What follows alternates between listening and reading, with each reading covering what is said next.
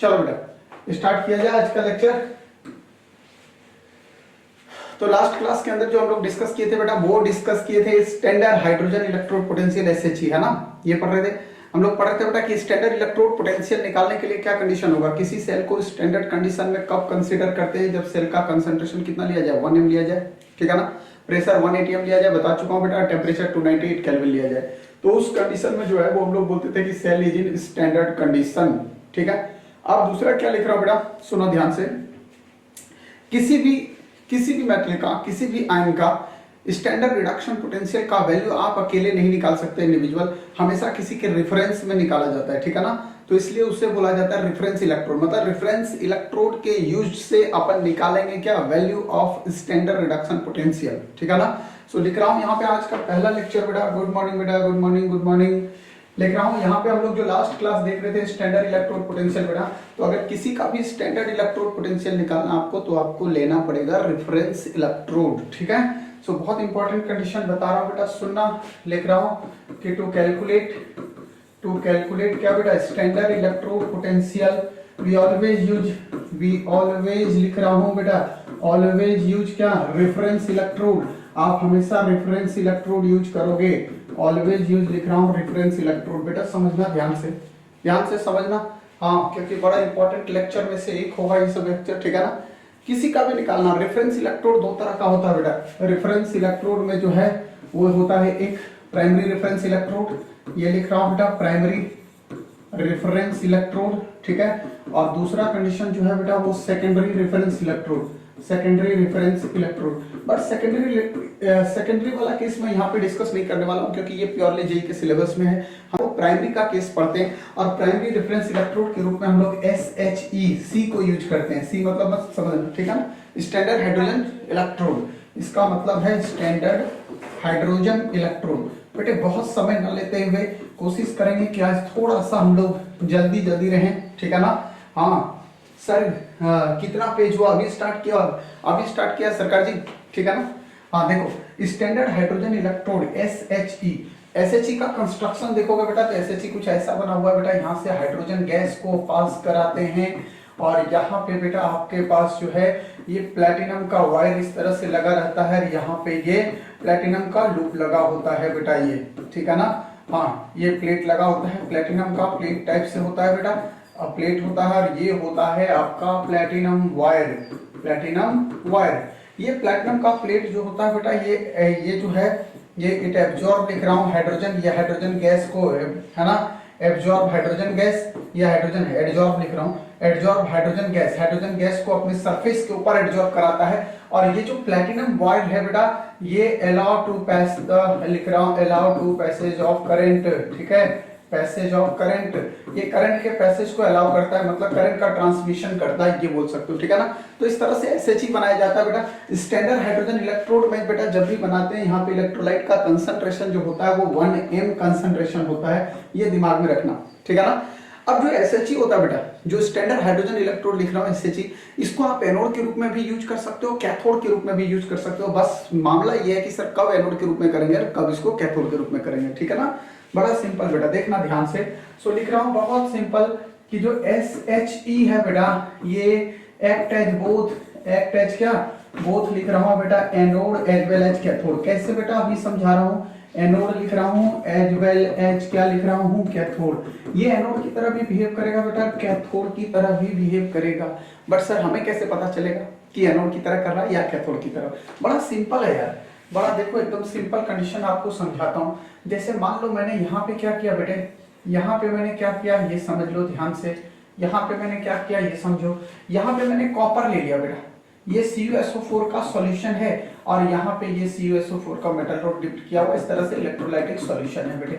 अब चूंकि अगर कॉपर और हाइड्रोजन में देखेंगे बेटा, तो आपको पढ़ाने वाला हूँ कि हाइड्रोजन का इलेक्ट्रोड पोटेंशियल कम होता है बेटा, और कॉपर का इलेक्ट्रोड पोटेंशियल ज्यादा होता है। अभी थोड़ी देर में इलेक्ट्रोकेमिकल सीरीज लेके आ रहा हूँ, ठीक है ना। तो जब इलेक्ट्रोड पोटेंशियल बेटा कॉपर का ज्यादा होगा, तो जिसका स्टैंडर्ड रिडक्शन पोटेंशियल, जिसको इलेक्ट्रोड पोटेंशियल बोल रहे हैं या स्टैंडर्ड इलेक्ट्रोड, जिसका स्टैंडर्ड रिडक्शन पोटेंशियल ज्यादा होगा बेटा, निश्चित तौर पे उसके खुद के रिड्यूस होने की टेंडेंसी ज्यादा होगी, मतलब वो खुद का रिडक्शन करना चाहेगा, और रिडक्शन करना चाहेगा तो रिडक्शन कहाँ पे होता है, कैथोड पे, इसलिए जिसका वैल्यू ज्यादा होगा वो हमेशा कैथोड पे रहना चाहेगा, ये बात दिमाग में बैठाना।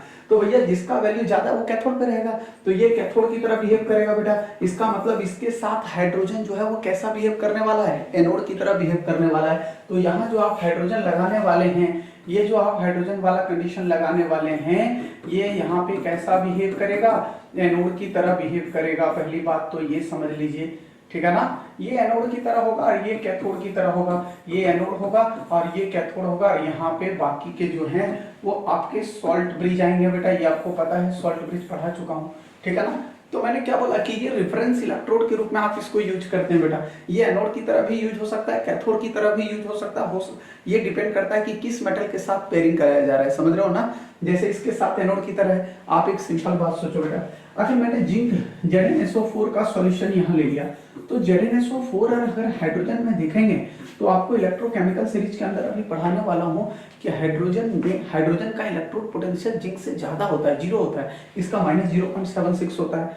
तो भैया अगर इसका इनॉट रिडक्शन -0.76 वोल्ट होगा बेटा, समझना, ठीक है ना। हाँ बोल रहा हूँ कि नॉट रिडक्शन -0.76 है और हाइड्रोजन का 0 होता है, तो हाइड्रोजन का वैल्यू ज्यादा है, तो जिसका वैल्यू ज्यादा होगा वो खुद को क्या करेगा, रिड्यूस करेगा।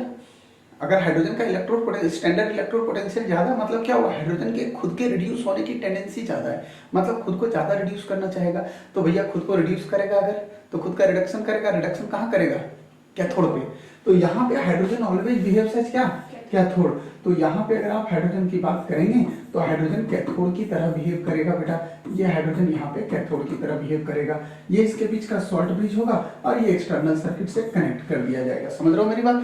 तो यहाँ पे हाइड्रोजन एज ए कैथोड होगा, जबकि यहाँ पे हाइड्रोजन क्या था, एज ए एनोड था। जब एनोड था बेटा, तो एनोड पे इसका रिएक्शन कैसे लिखेंगे बेटा, एनोड पे क्या होगा, ऑक्सीडेशन होगा, और ऑक्सीडेशन अगर होगा बेटा तो हाइड्रोजन ऑक्सीडाइज करेगा, मतलब H जो है वो H+ में जाएगा बाय लॉसिंग ऑफ 2 इलेक्ट्रॉन, ये इस तरह से आपका हाइड्रोजन का रिएक्शन बनेगा, समझ रहे हो। लेकिन अगर ये कैथोड पे होगा, कैथोड पे रिडक्शन, और रिडक्शन कौन करेगा, गेन ऑफ इलेक्ट्रॉन कौन करेगा, पॉजिटिव वाला, मतलब H+ यहाँ पे 2 इलेक्ट्रॉन लेकर कन्वर्ट होगा किसमें बेटा, H2 में होगा, बोलो समझ रहे हो बात, ठीक है ना। अब यहाँ पे देखो क्या बोला मैंने, यहाँ पे अगर आईपीएससी के अकॉर्डिंग देखोगे इसको रिप्रेजेंट कैसे करते हैं बेटा, तो यहाँ पे ये हो गया H+, ये हो गया H+ हो गया बेटा, और ये कन्वर्ट हो रहा है किसमें, H2 में कन्वर्ट हो रहा है, और यहाँ लिखते हैं प्लेटिनम वायर, ये इनर्ट वायर है जिसके थ्रू करंट जाता है, इसको लिखने का तरीका ये होता है, मतलब यहाँ पे पहले gaseous ion then gaseous molecule then platinum wire लिखा जाता है, समझ रहे हो ना, gaseous ion then gaseous molecule और देन लिख रहा हूँ क्या, प्लेटिनम वायर। अगर आप यहाँ पे लिखेंगे बेटा तो कहानी आईपीएससी के अकॉर्डिंग इसको कैसे रिप्रेजेंट करेंगे, इसको रिप्रेजेंट करेंगे बेटा, ये हाइड्रोजन है बेटा, हाइड्रोजन से कन्वर्ट हो रहा है H+ में, या लिख सकते हो ये H2 है ऐसा लिख सकते हो बेटा, ये ट्वाइस ऑफ H+ ऐसा लिख सकते हो। तो यहाँ गैस के बाद होगा क्या, गैसियस आयन और देन प्लेटिनम वायर, ये होता है इसको रिप्रेजेंट करने का तरीका, समझ रहे हो मेरी बात। अब सुनना बेटा ध्यान से आराम से, हाँ कोई क्वेश्चन था क्या, कोई क्वेश्चन था क्या, अभी ज्यादा नहीं बेली सर, इलेक्ट्रोलाइसिस किसका होगा, इलेक्ट्रोलाइसिस यहाँ नहीं बेटा, यहाँ इलेक्ट्रोलाइसिस का प्रोडक्ट ऑफ इलेक्ट्रोलाइसिस थोड़ी निकाल रहे हैं, हम तो सेल बना रहे हैं। प्रोडक्ट ऑफ इलेक्ट्रोलाइसिस का कंडीशन बेटा किसमें होता है, इलेक्ट्रोलाइटिक सेल में, अपन तो इलेक्ट्रोकेमिकल सेल पढ़ रहे हैं, समझ रहे हो मेरी बात,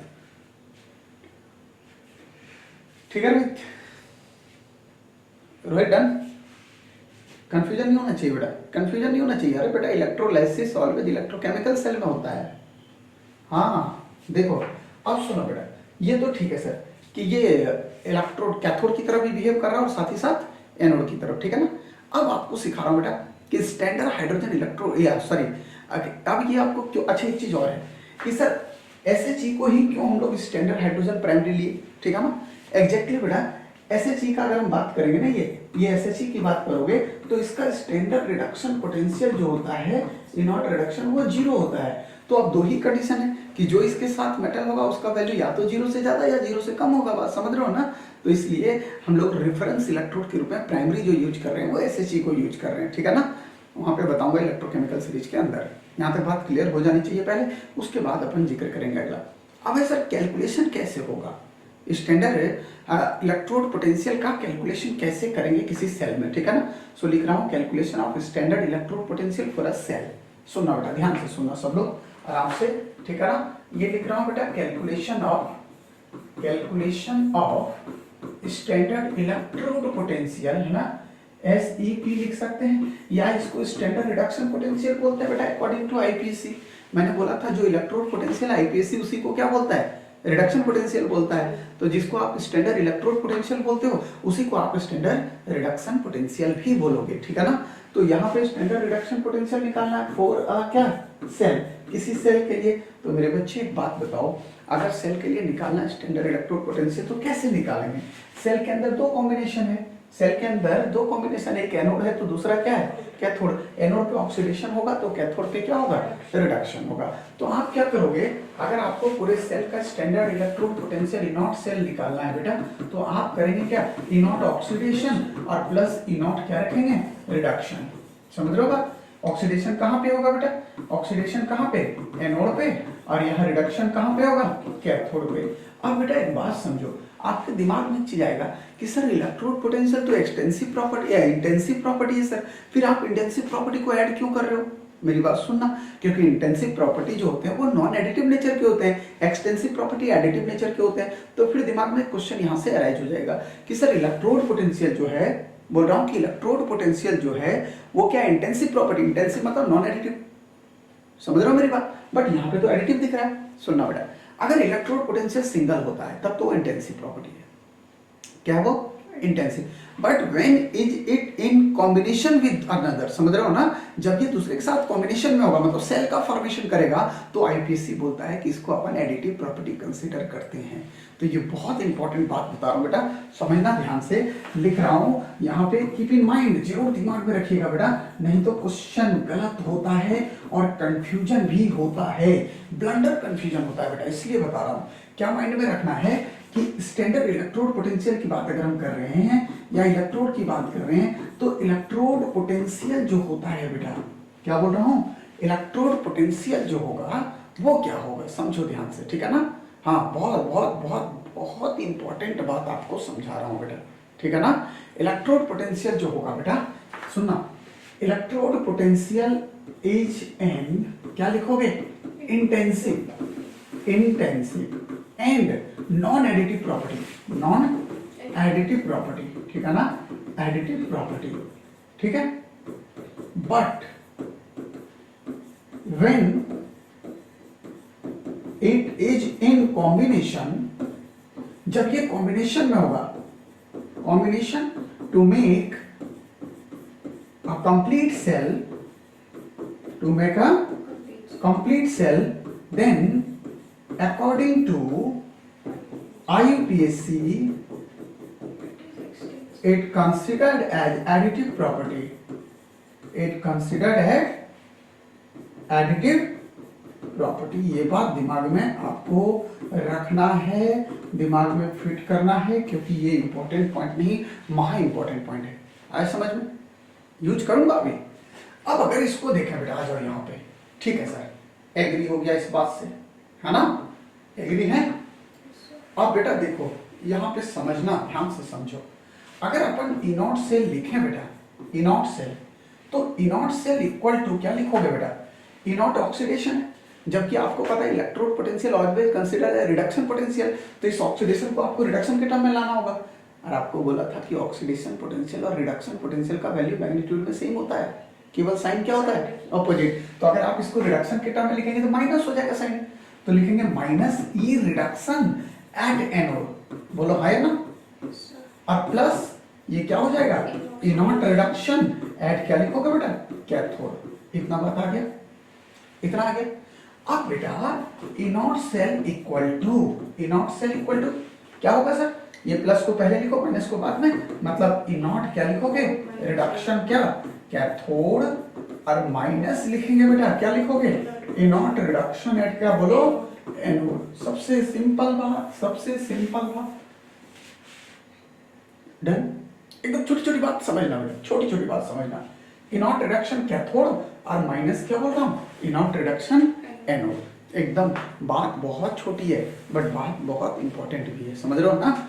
अब सुनो बेटा, जब तक ये नहीं पढ़ेंगे तब तक तो आपका मामला चलना नहीं, आपको भी पता है। जैसे मैं आपको एक सिंपल बात समझाता हूँ बेटे, सबसे सिंपल बात आपको समझाता हूँ। अपन गैल्वेनिक सेल ले लेते हैं, गैल्वेनिक सेल, ठीक है ना। गैल्वेनिक सेल पता है ना। तो गैल्वेनिक सेल के अंदर क्या था याद है? गैल्वेनिक सेल के अंदर क्या था बेटा? अपन लिखते थे Zn get converted into Zn2 plus और salt rich copper 2 plus get converted into copper. अभी 2 दिन पहले मैंने बताया था आपको। अब यहाँ पे क्या लिख रहा हूँ बेटा कि गिवन दैट, आपको दिया हुआ ऐसा बेटा, गिवन दैट इनॉट रिडक्शन मतलब इनॉट Zn2 प्लस 2 Zn, ये वैल्यू आपको मान लो दिया हुआ बेटा, ठीक है ना। दिया हुआ ये लिखा हुआ आपके पास इनॉट Zn2 प्लस से क्या Zn लिखा हुआ है, ये वैल्यू मान लो दे दिया -0.76 और इनॉट कॉपर टू प्लस ये वैल्यू दे दिया बेटा -0.304, ठीक है ना। ये लिख रहा है या 34, ठीक है ना, ये -34 वोल्ट, ठीक है बेटा, ऐसा लिखा हुआ। अब चूंकि अगर आपको पूछे कि इस पूरे सेल का इनॉट सेल निकालो, तो इनॉट सेल निकालने के लिए आप क्या करोगे? इनॉट रिडक्शन एट कैथोड और माइनस इनॉट रिडक्शन एट क्या एनोड, यही तो करोगे। अब बेटा एक बात बताओ, कैथोड पे देखोगे तो ये ऑक्सीडेशन पोटेंशियल दिया हुआ, जबकि हमें हमेशा पुट करना है in terms of reduction potential. तो ध्यान रखिएगा, इस ऑक्सीडेशन पोटेंशियल को रिडक्शन में लेने के लिए साइन ऑपोजिट कर देना है। तो यहाँ रिडक्शन पोटेंशियल का वैल्यू कितना हो जाएगा? माइनस की जगह में प्लस 0.34 हो जाएगा, और माइनस ये तो वैल्यू रिडक्शन ही दिया हुआ, कोई दिक्कत नहीं, तो रिडक्शन ही रखना है, ठीक है ना। क्या बोला, समझ में आया? तो ये हो जाएगा -0.74, माइनस माइनस प्लस हो जाएगा बेटा, ये 76, तो ये हो जाएगा 1.10 वोल्ट, इतना आ जाएगा वैल्यू। मैं उम्मीद कर रहा हूँ बेटा शायद आपको इतनी बात समझ में आई होगी। पहले बता दो हाँ या ना, जल्दी बोलो फटाफट, क्या यहाँ तक पूरा कॉन्सेप्ट क्लियर हुआ? इसके बाद आ रहा हूँ ना इलेक्ट्रोकेमिकल सीरीज पे, पहले इतना तो बताओ। डन? फटाफट बोलो यार, अरे यार नया साल नई ताजगी होनी चाहिए ना यार, काय को मुर्दे की तरह तुम लोग पड़े हुए, जल्दी जल्दी बोलो हाँ या ना। एनर्जेटिक हो जाओ बेटा, कोरोना आ रहा है, बहुत जरूरी है एनर्जेटिक होना, ठीक है ना। हाँ, केसेस ठीक ठाक बढ़ रहे हैं और कोरोना इस बार जल्दी आ रहा है। जल्दी आने का मतलब समझते हैं ना, जल्दी आने का मतलब एंड भी जल्दी होगा, इसलिए अक्टूबर का और सितंबर का इंतजार मत कीजिएगा, एग्जामिनेशन जुलाई में होगा, ठीक है। अब देखो बेटा, इसके बाद सुनो, ठीक है सर, यहाँ तक मामला सलट गया, यहाँ तक मामला सलट गया। अब आपको समझा रहा हूँ वो मामला, समझो बेटा, आपके पास ये बात दिमाग में रखना है। दूसरी बात यहाँ से देखो क्या है, आपको एक चीज़ और बताता हूँ, समझो। इसके बाद हम लोग सबसे पहले इनॉट सेल का है ना, हर एक एलिमेंट के जो है वो स्टैंडर्ड रिडक्शन पोटेंशियल का वैल्यू निकालेगा बेटा, ठीक है। और हम लोग क्या निकालेंगे, साइंटिस्टों ने निकाल दिया है, ठीक है ना। अब स्टैंडर्ड इलेक्ट्रोड पोटेंशियल का वैल्यू जो है, जो भी वैल्यू निकला बेटा, उसको अरेंज कर दिया गया on the basis of increasing order. जिसका इनॉट रिडक्शन का वैल्यू कम था उसको ऊपर रखा गया, उसके थोड़ा ज्यादा वाले को बाद में, और सबसे ज्यादा वाले को सबसे नीचे रखा गया, ठीक है ना।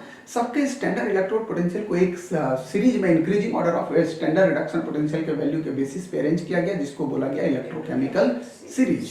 तो सबसे पहला पार्ट जो अगला हम लोग लेके आ रहे हैं बेटा, वो यही लेके आ रहे हैं, इलेक्ट्रोकेमिकल सीरीज। समझना बेटा ध्यान से, ये लिख रहा हूं क्या, इलेक्ट्रोकेमिकल सीरीज, बड़ा इंपॉर्टेंट बात है बेटा, इसलिए ध्यान देना है, ठीक है ना। ये आपके पास आ रहा है electrochemical series.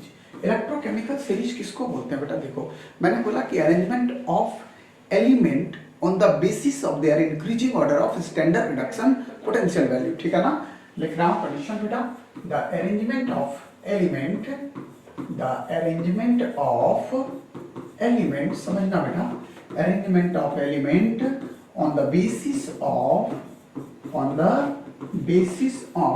increasing order of standard reduction potential, increasing order of standard reduction potential। ये समझ लीजिएगा बेटा ध्यान से, क्योंकि अपने आप में थोड़ा इंपॉर्टेंट बात रहेगा, ठीक है ना। स्टैंडर्ड रिडक्शन पोटेंशियल वैल्यू के बेसिस पे बेटा increasing order of value of लिख रहा है ना, increasing order of value of standard reduction potential, ठीक है, इज नोन एज क्या, नोन एज, लिखेंगे क्या, बोलो, नोन एज इलेक्ट्रोकेमिकल सीरीज। अरे बेटा रुक जाओ ध्यान से, इलेक्ट्रोकेमिकल सीरीज कैसे याद रखना है, जरा समझो ध्यान से बेटा। इधर लिख रहा हूं एलिमेंट, एक तरफ एलिमेंट लिख रहा हूं बेटा और एक तरफ लिख रहा हूं इनॉट रिडक्शन। ऐसा नहीं कि आपको इनॉट रिडक्शन का वैल्यू याद रखना है, वैल्यू याद नहीं रखना है, बस एक दो एलिमेंट का याद रखना है, कॉपर है, जिंक है, ठीक है ना। हाइड्रोजन तो ऐसे याद रहेगा 0, ठीक है। तो आपको याद रखना है कैसे, ले के बारात श्री कान्हा मजे से आला मंजन कर फेंक दे, ठीक है। कोई निगाहें सुंदरी प्यार भरी, है ना। इसके बाद हाइड्रोजन जिसका वैल्यू 0 वोल्ट है बेटा। यहाँ पे आपको है जिंक दिख रहा है, जिंक का रिडक्शन पोटेंशियल -0.76 है। आप देख रहे हैं इधर वैल्यू बढ़ता जा रहा है, इसका माइनस और होता है बेटा, ये देखो बढ़ता जा रहा है, 0 आ रहा है। इसके बाद नीचे अगला पेज में लिख रहा हूं मैं, इधर लिख रहा हूं छापा, है ना, Cu बताया था ना, Cu और क्या था बोलो, हाँ CuHg, ठीक है ना, Ag Pt और Au, ये CHAPA छापा, CHAPA छापा हो गया। और इसके बाद आपको दो बातें और ध्यान रखना है बेटा, जैसे कॉपर है ना, कॉपर है यहाँ पे और Hg है, तो यहाँ पे अपने को याद रखना है आयोडीन। यहाँ पे दो चीजें हैं बेटा आपके पास, एक है ब्रोमीन और दूसरा क्लोरीन और सबसे नीचे फ्लोरीन है, हैलोजन, ठीक है ना, नॉन मेटल का केस। तो यहाँ कॉपर का अगर रिडक्शन पोटेंशियल देखेंगे बेटा तो इसका वैल्यू होता है +0.34, मतलब देखो पहले ऊपर से माइनस आया, फिर 0 आया, फिर प्लस, तो नीचे आने पे स्टैंडर्ड रिडक्शन पोटेंशियल का वैल्यू क्या हो रहा है, बढ़ रहा है, ठीक है ना। अब क्या कंक्लूजन होगा बेटा, कैसे याद रखना, आप समझ में आ गया होगा आपको ना, कैसे याद रखना है इसको, ले के बारात बताया था, लेके बारात श्री कान्हा, है ना, श्री कान्हा, ये हो गया कान्हा, मजे से, ये लिख रहा हूं मजे से, ये लिख रहा हूं आला, क्या लिख रहा हूं आला, ये लिख रहा हूं मंजन, क्या लिख रहा हूं मंजन, ये लिख रहा हूं कर, और ये लिख रहा हूं बेटा फेंक दें, मंजन कर फेंक दें, और ये लिख रहा हूं क्या कोई, और ये है निगाहें, है ना, हाँ, और ये है सुंदरी, ठीक है, हाँ सुंदरी, और ये है प्यार भरी, है ना, ये है प्यार भरी। तो ये आपके पास आएगा और फिर छाप आगे बता दिया हूँ। अब बेसिकली इससे क्या कंक्लूजन इलेक्ट्रोकेमिकल सीरीज से निकलने वाला है, थोड़ा ये भी समझो बेटा, क्योंकि सारा गेम प्लान यहाँ से चल रहा है। सर नीचे आने पे वैल्यू देख रहे हैं बढ़ रहा है, पहले नेगेटिव वैल्यू था, फिर 0 हुआ, फिर पॉजिटिव वैल्यू हुआ, तो अपन बोल सकते हैं ऐसा बेटा कि डाउन द सीरीज जो है सर, डाउन द सीरीज जो है वो वैल्यू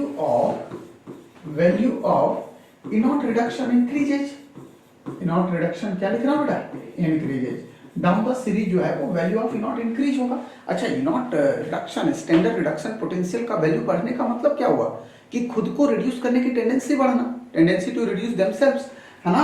इनॉट रिडक्शन मतलब स्टैंडर्ड रिडक्शन पोटेंशियल मतलब पावर, रिडक्शन मतलब रिडक्शन करने का, सो लिख रहा हूं इट मींस क्या लिखोगे बेटा टेंडेंसी टू रिड्यूस देमसेल्व्स, है ना, टेंडेंसी टू क्या लिख रहा हूं रिड्यूस, है ना, tendency to reduce themselves increases, खुद को रिड्यूस करने की टेंडेंसी क्या होगी इंक्रीज हो जाएगी। सबसे पहला बात दिमाग में सेट करो, क्लियर बात यहां तक। अब अगर खुद को रिड्यूस करेगा भैया तो उसको क्या बोलते हैं ऑक्सीडाइजिंग एजेंट ना, मतलब ऑक्सीडाइजिंग पावर बढ़ जाएगा, समझ रहे हो ना। सो इसको आप बोल सकते हो, इसका मतलब oxidising power increases, oxidising power क्या होगा बेटा इंक्रीजेज। अब बेटे एक बात समझ लीजिए, ऑक्सीडाइजिंग पावर इंक्रीजेज, क्लियर है। इसका मतलब oxidising power directly proportional to क्या बोलोगे, जिसका इनॉट ज्यादा ऑक्सीडाइजिंग पावर ज्यादा, इसका मतलब क्या हुआ कि ऑक्सीडाइजिंग एजेंट या ऑक्सीडाइजिंग पावर, है ना, ऑक्सीडाइजिंग एजेंट बोल सकते हो, है ना, ये डायरेक्टली प्रोपोर्शनल टू क्या, ये ऑक्सीडाइजिंग पावर बोल सकते हो, इसको ऐसे भी लिखता है बेटा ऑक्सीडाइजिंग पावर जो है ये डायरेक्टली प्रोपोर्शनल हो जाएगा इनॉट रिडक्शन, जिसका इनॉट रिडक्शन का वैल्यू ज्यादा होगा वो स्ट्रॉन्गेस्ट ऑक्सीडाइजिंग एजेंट होगा, और रिड्यूसिंग में उल्टा हो जाएगा। तो यहाँ पे रिड्यूसिंग एजेंट की बात करेंगे, स्ट्रेंथ ऑफ रिड्यूसिंग एजेंट, है ना, रिड्यूसिंग एजेंट की अगर अपन बात कर लेते हैं बेटा तो रिड्यूसिंग एजेंट का स्ट्रेंथ जो होगा वो इनवर्सली प्रोपोर्शनल इनॉट रिडक्शन, मतलब जिसका इनॉट रिडक्शन ज्यादा वो वीक रिड्यूसिंग एजेंट होगा। समझ रहे हो बात? अब यहाँ देखो, सबसे लिथियम का सबसे इनॉट रिडक्शन कम है। अगर इनॉट रिडक्शन सबसे कम है तो लिथियम का रिड्यूसिंग प्रॉपर्टी सबसे ज्यादा है। सो अपन बोल सकते हैं ऐसा कि इसका मतलब सर लिथियम जो है वो स्ट्रॉन्गेस्ट रिड्यूसिंग एजेंट है। क्या है ये? स्ट्रॉन्गेस्ट रिड्यूसिंग एजेंट है, ऐसा बोल सकते हो बेटा। बात समझ रहे हो नहीं? और बेटे सबसे ज्यादा इनॉट का वैल्यू किसका है? फ्लोरीन का है। तो जिसका इनॉट सबसे ज्यादा होगा उसका ऑक्सीडाइजिंग पावर ज्यादा होगा। अभी बोल रहे थे कि oxidising power directly to, so strongest oxidising agent बोलेंगे तो फ्लोरीन होगा बेटा। फ्लोरीन जो है वो स्ट्रॉन्गेस्ट ऑक्सीडाइजिंग एजेंट है। ये लिख रहा हूँ स्ट्रॉन्गेस्ट ऑक्सीडाइजिंग। जैसे बेटा पी ब्लॉक के अंदर एनसीईआरटी में लिखा हुआ है कि among all halogen why fluorine act as a strongest oxidising agent, तो लिखेंगे कि फ्लोरीन का स्टैंडर्ड रिडक्शन पोटेंशियल वैल्यू सबसे क्या होगा? ज्यादा, और सबसे ज्यादा होने की वजह से खुद को रिड्यूस करने की टेंडेंसी सबसे ज्यादा, और जो खुद को रिड्यूस करता है उसको ऑक्सीडाइजिंग एजेंट बोलते हैं। तो स्ट्रॉन्गेस्ट ऑक्सीडाइजिंग एजेंट होगा। बताओ ना, आया कि नहीं आया? बोलो एक बार, बोलो बेटा सब लोग, आया कि नहीं आया? एकदम डन करो फटाफट। देखो बेटा इधर, अरे इधर आओ बेटा, तुम लोग माइंड अपना डाइवर्ट मत किया करो क्लास में। हाँ देखो, अमृता तू छेड़ती क्यों है सबको? थोड़ा सा छेड़ देती है अमृता, उसके बाद बस सब शुरू हो जाते हैं। ऐसा मत किया कर। अरे दादी नहीं आई है, दादी छुट्टी पे है। हाँ योगेश सही बोल रहा है, अमृता जबरदस्ती छेड़ते रहती है सबको। एक लाइन लिख देगी उसके बाद शांत हो जाएगी खामोश, उसके बाद ये देखो बरसात एकदम बिल्कुल कैसे होती है ना? हाँ देखो इधर, सुनो सुनो, कल कुछ नए साल में कुछ ठीक है ना सब कुछ? हाँ तब ठीक है।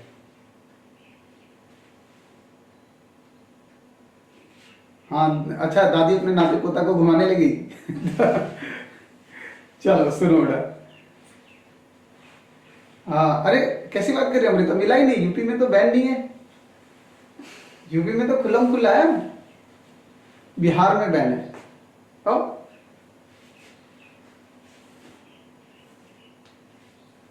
हाँ चलो देखो, ओहो बड़ी तकलीफ की बात है, पापा कल घर पे ही थे, मौका नहीं मिला, बड़ा दुख हुआ। मिलाऊंगा, हमारे यहाँ भी एक है, ठीक है ना, उससे मिलवाऊंगा किसी दिन फ्रंट कैमरे पे लाके, वो तुम्हें सिखाएगी। और देखो इधर आओ, सुना बड़ा,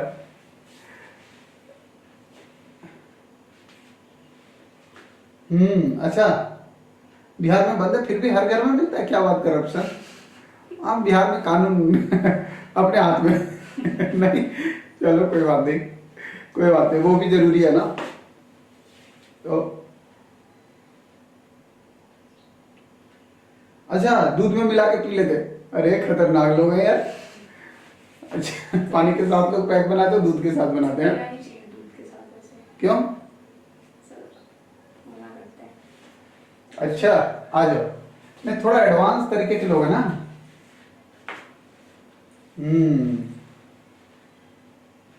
हॉर्लिक्स डाल के एनर्जेटिक हो जाओ ताकि ज्यादा झूमो, है ना, झूमने में हेल्प मिलेगा, एनर्जी भी रहेगी ना। नाले में पड़ो तो 3-4 फीट गड्ढे नाले में पड़ जाओ। नेपाल से आता? अरे तब तो पक्का जो है वो मोहम्मद साहब सप्लाई करा रहे होंगे। हाँ नेपाल से आता, आजकल वो नेपाल में ही है लगता है।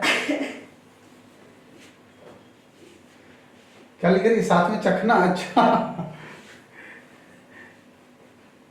देखो आप, मोहम्मद साहब आजकल नेपाल के दौरे पे है ना। हाँ आजकल उनका दौरा चल रहा है, बहुत सारे देश विदेश को घूमते रहते हैं ना। तो देखो आ जाओ बेटा, सुनो सबसे पहले बात, इलेक्ट्रोकेमिकल सीरीज से रिलेटेड कुछ बातें और करते हैं। देखो जैसे एक तो नीचे आने पे क्या होता है, रिएक्टिविटी ऑफ मेटल घटता है ना, ये रिएक्टिविटी सीरीज की तरह ही तो आप पढ़े होंगे कि रिएक्टिविटी ऑफ मेटल क्या होगा नीचे आने पे, रिएक्टिविटी ऑफ मेटल डिक्रीज, है ना, सबसे पहली बात तो ये, ठीक है। और reactivity of non metal increases नीचे आने पे, reactivity of non metal increases. ये 2 पॉइंट वहीं पे ऐड कर लो फटाफट फटाफट। नीचे आने पे क्या बोला कि मेटल की रिएक्टिविटी क्या होगी, घटेगी, और नॉन मेटल की रिएक्टिविटी क्या होगी, बढ़ेगी। पहले दिमाग में सेट करो इस बात को, ठीक है ना। दूसरी बात क्या बेटा, देखो देखो कुछ इंपॉर्टेंट कंक्लूजन की तरफ अपन चलते हैं बेटा इलेक्ट्रोकेमिकल सीरीज से। इंपॉर्टेंट कंक्लूजन क्या है, जैसे आप लिखते हो, मैं ज्यादा टाइम नहीं लूंगा इसमें। ये लिख रहे हो आप जिंक और प्लस CuSO4, ठीक है ना, ये लिख रहे हो। तो चूंकि जिंक सीरीज में ऊपर है और ऊपर वाला मेटल जो है वो क्या है, लेस रिएक्टिव है। ऊपर वाला क्या है, लेस रिएक्टिव है, और नीचे वाला जो आपके पास मेटल दिख रहा है वो क्या है, मोर रिएक्टिव है। तो बेटा लेस रिएक्टिव वाले मोर रिएक्टिव को कभी डिस्प्लेस नहीं करता, तो यहाँ पे अपन क्या लिखेंगे, नो रिएक्शन। यहाँ क्या लिखोगे, नो रिएक्शन। समझ रहे हो ना। हाँ सुनना, ऐसा नहीं था। अभी आपको क्या बोला बेटा कि नीचे आने पे मेटल की रिएक्टिविटी घटेगी, तो ऊपर वाला तो मोर रिएक्टिव होगा ना।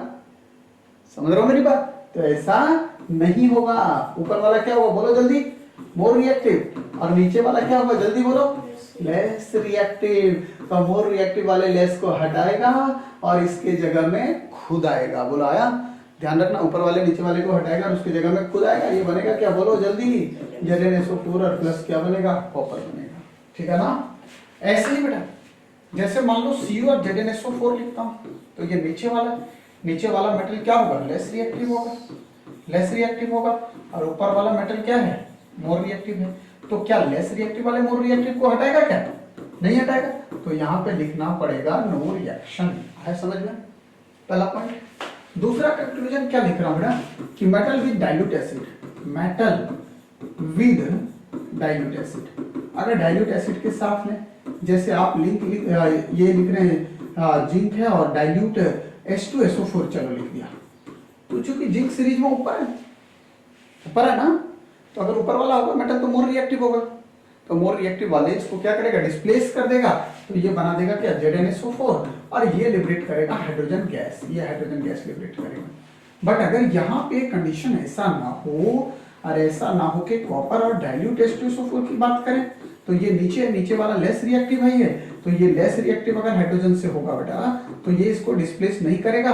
मतलब यहाँ पे no hydrogen gas evolve, no hydrogen gas evolve, यहाँ पे कोई हाइड्रोजन गैस इवॉल्व नहीं होने जा रहा है। क्लियर है बात, ठीक है। अगर आप नॉन मेटल की बात करते हैं बेटा, ये जो कंडीशन था ये किसके लिए था, फॉर मेटल, कि सर मेटल में क्या हुआ, ऊपर वाला नीचे वाले को हटाएगा, उसकी जगह में खुद आ जाएगा, ठीक है ना। नॉन मेटल की बात अगर अपन करते हैं बेटा, थर्ड लिख रहा हूं फॉर नॉन मेटल। आप नॉन मेटल में अगर आप देखना चाहेंगे तो जैसे मैं आपको लिख रहा हूं इस तरह से I2, और यहाँ पे लिख रहा हूं मान लो KCl, ऐसा लिख रहा हूं, ठीक है ना। ये तो अब चूंकि नीचे आने पे रिएक्टिविटी बढ़ेगी, और नीचे याद करो फ्लोरीन सबसे नीचे था, फिर क्लोरीन, तो फ्लोरीन की रिएक्टिविटी सबसे ज्यादा थी, और भैया इसकी तो सबसे कम था। ये तो लेस रिएक्टिव था, क्या था ये, लेस रिएक्टिव, और ये क्या है, मोर रिएक्टिव। बोलो हाँ या ना। तो क्या लेस वाला मोर को रिएक्ट करेगा, क्या रिप्लेस करेगा, नहीं करेगा। बोलो नीचे आने पे रिएक्टिविटी बढ़ता है, ये तो लेस रिएक्टिव है, और ये मोर नॉन मेटल के केस में, समझ रहे हो ना। तो लेस वाला मोर को डिस्प्लेस नहीं करेगा, मतलब यहाँ पे नो रिएक्शन आएगा। बोलो हाँ या ना। बट अगर यही रिएक्शन ऐसा होता कि सर Cl2 होता और यहाँ 2Ki लिखते बेटा, तब कंडीशन होता ये वाला जो है वो मोर रिएक्टिव है, क्या है ये, मोर रिएक्टिव, और ये लेस रिएक्टिव है, तो मोर वाला लेस को डिस्प्लेस करता, तो ये 2KCl बनता और प्लस I2 निकल जाता। तो ये नॉन मेटल का कंडीशन होगा, इतना बताया। दूसरी बात सुनो बेटा, क्या बोल रहे हैं, मतलब नहीं, यहां CuSO4 बनेगा नहीं तो हाइड्रोजन गैस कहां लिबरेट होगा, ये वाला रिएक्शन पॉसिबल ही नहीं है ना, ये वाला रिएक्शन पॉसिबल नहीं। मैंने क्या बोला, नीचे आने पे मेटल की रिएक्टिविटी घटेगी, लेकिन नॉन मेटल की रिएक्टिविटी क्या होगी, बढ़ेगी ना। है समझ में, देखो ना, नीचे आने पे मेटल की रिएक्टिविटी क्या हो रहा है, घट रहा है, और नॉन मेटल का बढ़ रहा है। तो नीचे वाले जो नॉन मेटल होंगे ये मोर रिएक्टिव होंगे, ये तो लेस रिएक्टिव होंगे। है समझ में, तो यही तो बात समझा रहा हूं। आगे अब देखो बेटा, समझो इधर देखो, एक बात और, फोर्थ पॉइंट और बता रहा हूं। मान लो 2 सेल कॉम्बिनेशन, आप खुद सोचो, जैसे रेडियल सेल लिख रहे थे, लिख रहा हूं condition when 2 half cell is in combination. अगर 2 हाफ सेल क्या हो, कॉम्बिनेशन, जैसे आप लिख रहे थे बेटा जिंक है और जिंक से Zn2+ है, ये सॉल्ट ब्रिज और कॉपर 2+ से कॉपर, ये था। यहाँ पे एक बेसिक फंडामेंटल रूल आपको क्या बता रहा हूँ बेटा, सुनो। बेसिक फंडामेंटल रूल ये है बेटा कि जिंक से Zn2+, इसका मतलब क्या हुआ, ऑक्सीडेशन हुआ, ये हुआ ऑक्सीडेशन। और ऑक्सीडेशन को हमेशा हम लोग कहाँ रखते हैं बेटा, एनोड पे, लॉन्ग पढ़ाया था ना। और ये सॉल्ट ब्रिज और ये क्या है, रिडक्शन। और रिडक्शन हमेशा कहाँ मिलता है, कैथोड पे। ध्यान रखिएगा, एक बात समझिएगा ध्यान से, आपको लॉन्ग पढ़ाया था, ये कोई ट्रिक नहीं बेटा, ये हर किताब में रहता है दिया हुआ, ठीक है ना। हाँ, ये कोई वैसा नहीं कि मेरा पर्सनल ऑर्गेनाइज ट्रिक है, ये हर किताब में रहता है, लेफ्ट और ये ऑक्सीडेशन और एनोड, ठीक है ना। हाँ, और ये नेगेटिव है ना। अब सुनो बेटा, ये ऑक्सीडेशन और ये क्या बोल रहा हूँ, रिडक्शन। तो एक बात आपने गौर किया, कॉपर का रिडक्शन पोटेंशियल का वैल्यू ज्यादा था, है ना। कॉपर का रिडक्शन पोटेंशियल का वैल्यू कितना था, इसका standard reduction potential plus 0.34 volt, और इसका रिडक्शन पोटेंशियल याद करो, इनॉट रिडक्शन इसका था माइनस 0.76 वोल्ट। तो भाई इसका रिडक्शन पोटेंशियल ज्यादा ना, मतलब खुद को रिड्यूस करने की टेंडेंसी ज्यादा है, टेंडेंसी टू रिड्यूस देमसेल्व्स ज्यादा। और भाई खुद को अगर रिड्यूस ज्यादा करेगा बेटा, इसका मतलब खुद का रिडक्शन ज्यादा करेगा ना। रिडक्शन हमेशा कहाँ होता है, कैथोड पे होता है। इसलिए दिमाग में एक कंक्लूजन रखना कि जिसका इनॉट रिडक्शन का वैल्यू ज्यादा होगा उसको हमेशा कहाँ रखना है, कैथोड पे रखना है, समझ रहे हो ना। तो बोलचाल की भाषा में आप इसको याद रख सकते हो ऐसे बेटा। हाँ, क्योंकि बहुत जगह यूज करना है सब जगह। जिसका इनॉट रिडक्शन वैल्यू ज्यादा है, वैल्यू क्या है, ज्यादा है, उसे कैथोड कंसीडर करेंगे। क्या करेंगे, कैथोड, उसे लिख रहा हूं कैथोड कंसीडर करेंगे। ये बात एकदम दिमाग में फिट कर लो बेटा, ठीक है ना। हाँ, कि जब भी सेल कॉम्बिनेशन में होगा, क्योंकि कभी कभी क्या होगा, लैंग्वेज फॉर्म में होगा, आपको सेल रिएक्शन नहीं दिखा होगा, सेल रिप्रेजेंटेशन भी नहीं दिखा होगा, लैंग्वेज फॉर्म में होगा, zinc rod dipped in ZnSO4 solution, Ag rod dipped in AgNO3 solution. तो आपको पता होना चाहिए कि भैया किसको लेना है एनोड पे, किसको कैथोड पे लेना है। तो आपको सीरीज तो पहले से पता है, या तो रिडक्शन पोटेंशियल का वैल्यू क्वेश्चन में गिवन होगा, समझ रहे हो। तो जिसका इनॉट रिडक्शन का वैल्यू ज्यादा होगा उसको कैथोड पे लेना। इतना बात क्लियर हो गया। एक बार बता दो बेटा सब लोग, ये सुनो, ये जो मेजर पॉइंट आपको जो बता रहा हूँ ये क्लियर होगा नहीं, क्योंकि नेक्स्ट इक्वेशन इसके बाद की कहानी शुरू हो रही है बेटा। इसलिए आपको ये बेसिक फंडामेंटल रूल जो आपको पढ़ा रहा हूँ, ये चीज आना बहुत जरूरी है। हाँ, अमृता मार खाएगी तो गाना सुनेगी। हाँ, पढ़ इधर, पढ़ाई करने छोड़ के बोल रही सर गाना सुना दीजिए। गाने के टाइम में गाऊंगा ना तो टेंशन ना ले। इधर देख, यहाँ तक आया, यहाँ तक आया। अब बेटा इसके बाद की कहानी शुरू करते हैं, बहुत बहुत इंपॉर्टेंट नेक्स्ट इक्वेशन।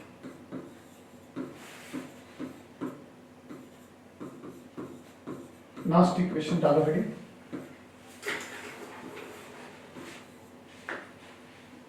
है ना। देखो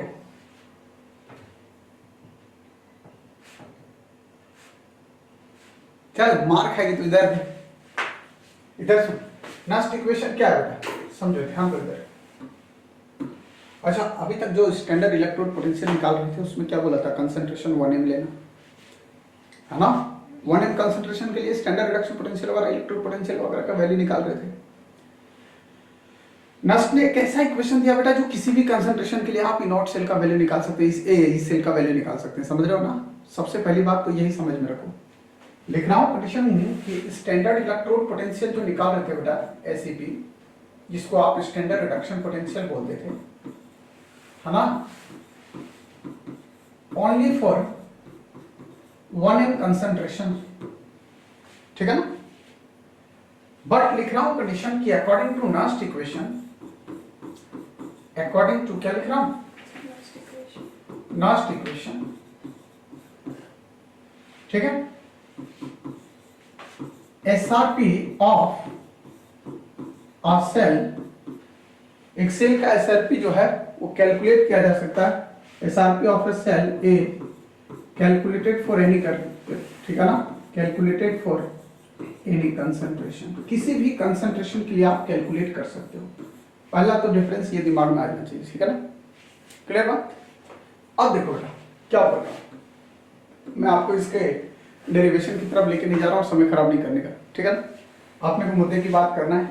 ई सेल इक्वल टू क्या लिखा है बेटा, नेक्स्ट इक्वेशन क्या दिया, E naught cell minus RT upon NF natural log, और ये लिखा हम लोग क्या, Q इक्वल टू क्या लिखते हो, concentration of product upon concentration of reactant. Q जहां पे क्या है बेटा, इक्विलिब्रियम, इक्विलिब्रियम के अंदर इसको पढ़ते हैं रिएक्शन क्यूशिएंट, रिएक्शन क्यूशिएंट, ठीक है। अब बेटा यहां पे क्या कंडीशन बनेगा, E cell equal to E naught cell RT, और नेचुरल लॉग को एक्सपोनेंशियल लॉग में लाते हैं तो मल्टीप्लाई बाय 2.303, तो यहां पे लिखेंगे माइनस इसको 2.303 RT अपॉन NF, और नेचुरल लॉग को एक्सपोनेंशियल में लाएंगे, और Q इक्वल टू लिखते हैं concentration of product upon concentration of reactant, simple. So बेटा देखो जरा, यहां पे मुझे लिखने की जरूरत थी कौन सा डेटा क्या लिख रहा है, ई सेल, ये क्या है बताओ, reduction potential of the cell, इसको क्या बोल रहा हूं बेटा, रिडक्शन पोटेंशियल है ना, या इलेक्ट्रोड पोटेंशियल, क्योंकि उसी को बोलते हैं रिडक्शन पोटेंशियल ऑफ सेल, या इसी का नाम क्या है बेटा, electrode potential, electrode potential of cell. E naught cell क्या बेटा, स्टैंडर्ड इलेक्ट्रोड पोटेंशियल, ठीक है। आर क्या है, गैस कांस्टेंट, टी है टेम्परेचर, और एफ क्या है फैराडे, और एन है number of mole of electron transfer.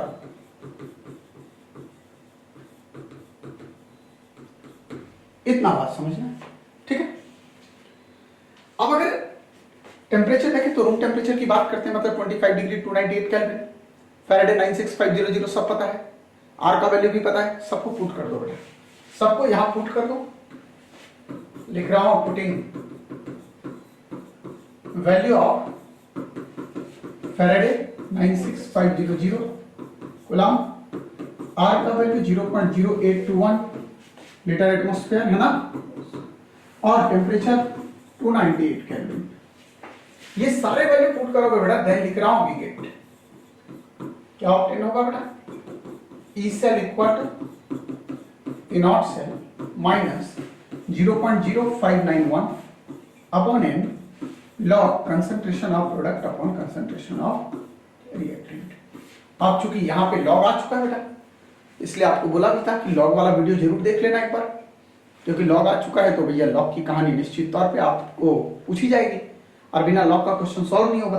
कितने बच्चों ने लॉग देखा वीडियो में, आपको मैंने बोला था मेरे चैनल पे जाके लॉग एक बार पूरा देख लीजिए, क्योंकि लॉग और एंटी लॉग बिना कैलकुलेटर के आपको सीखना है, ठीक है ना। हाँ, जो नहीं देखो बेटा देख लेना आज।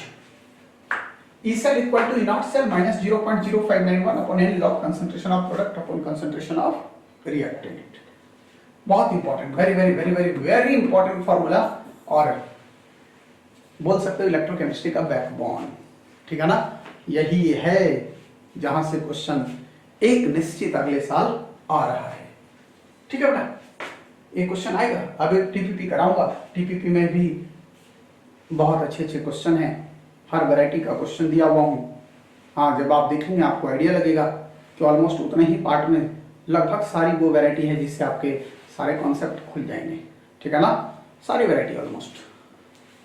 अब बेटा देखो, ई सेल इक्वल टू क्या लिखा, E naught cell minus 0.0591 upon n log concentration of product upon concentration of reactant. यही तक बातचीत हुई थी। इसके बाद क्या बोल रहा हूं बेटा, हाँ इस साल आएगा बेटा, एकदम निश्चित यहां से क्वेश्चन एक आएगा इस साल नेट में, तैयार रहना, ठीक है ना, एक क्वेश्चन आएगा ही आएगा। अब जैसे मान लो बेटा, जैसे लिख रहे हैं गैल्वेनिक सेल की बात कर लेते हैं अपन, डेनियल सेल जो पढ़ रहे थे है ना, जिसका ये पढ़ रहे थे डेनियल सेल। डेनियल सेल था क्या, जिंक से zinc 2+, salt bridge copper 2+2 copper, ठीक है, समझ रहा हो बात। अगर ऐसा कंडीशन है क्या करेंगे सर, आप या तो पहले सेल रिएक्शन लिखेंगे तभी तो एनोड और कैथोड पता चलेगा, प्रोडक्ट और रिएक्टेंट, तो सबसे पहले आपको सेल रिएक्शन लिखना पड़ेगा। ये एनोड है, ये ब्रिज है, ये कैथोड है, एबीसी बताया था बेटा। तो एनोड पे आप लिखेंगे क्या, zinc gets converted into Zn2+ by losing of 2 electron. और ये कैथोड है, कैथोड पे क्या हो रहा है, कॉपर 2+, 2 इलेक्ट्रॉन लेके कॉपर में कन्वर्ट हो रहा है। दोनों को जोड़ दो, सेल रिएक्शन मिल जाएगा बेटा। ये कट जाएगा यहाँ पे, इधर जिंक बचेगा, इधर कॉपर 2+ बचेगा, इधर आपके पास जिंक 2+ और ये कॉपर। कभी कभी सेल रिएक्शन दिया रहेगा क्वेश्चन में, बहुत आसान है। नहीं दिया रहेगा, लिखने आना चाहिए, है समझ में।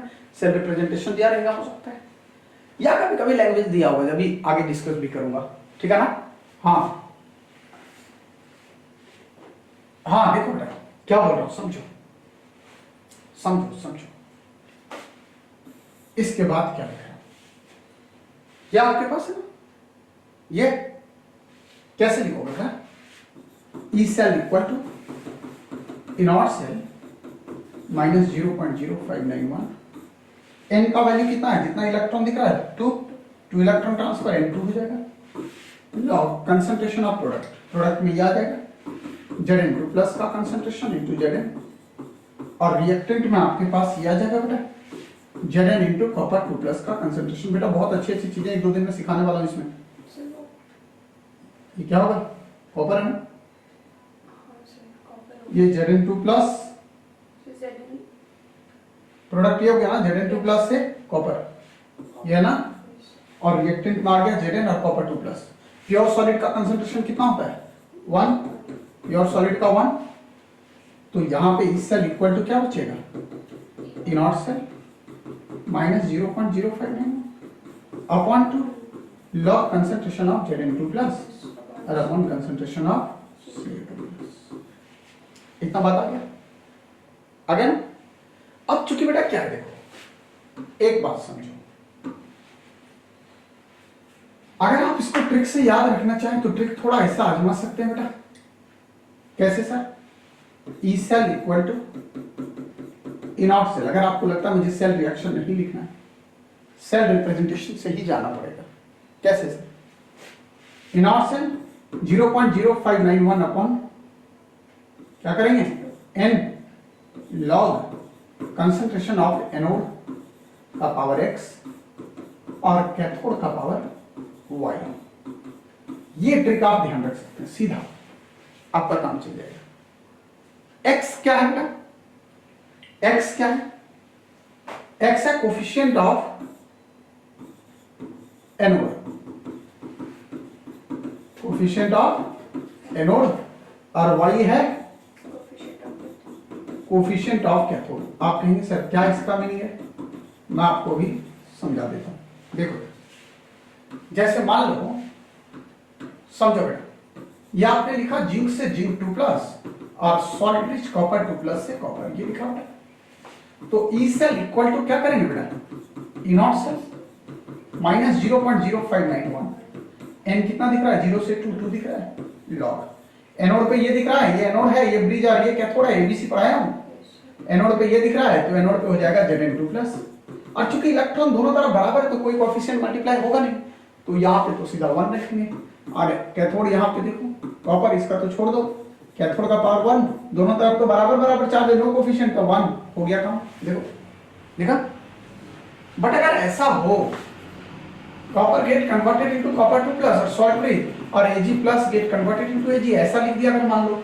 अब अगर मैं बोलूं बेटा कि इसको नेक्स्ट इक्वेशन में कन्वर्ट कीजिए, तो आप लिखेंगे sir E cell equal to E naught cell और माइनस 0.0591 अपॉन एन। एन कितना, 2 होगा, 0 से 2 है, लेकिन यहाँ 1 से है तो यहाँ मल्टीप्लाई बाय क्या होगा, 2 होगा, तभी तो बराबर होगा, बोलो।